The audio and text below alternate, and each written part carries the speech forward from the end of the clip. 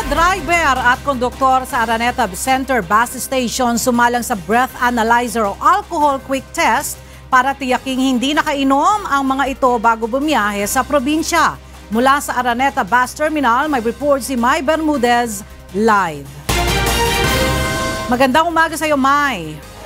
Yes, Ella, magandang umaga. Kung kahapon ay sinuri sa pamamagitan ng mandatory drug test ang mga konduktor at driver ng bus sa buong bansa, kanina naman ay sumalang sa breath analyzer o alcohol quick test ang mga ito upang siguruhin na hindi nakainom ng alak bago bumiyahe pauwing probinsya.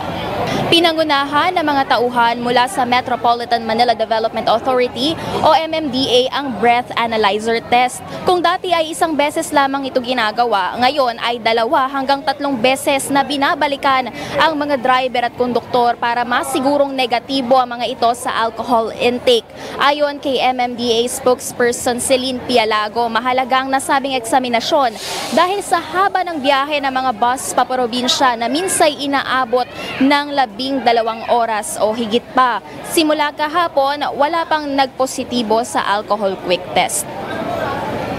Meron ho kaming 11 na breath analyzer kits. Hindi lang ho sa Araneta Center yan, maging sa ilang mga bus terminals ho, sa EDSA at saka ho dun sa ilang areas, Buendia, Pasay. At yan muna ang latest live. Balik sa'yo. Maraming salamat, Mai Bermudez live mula sa Araneta Bus Terminal.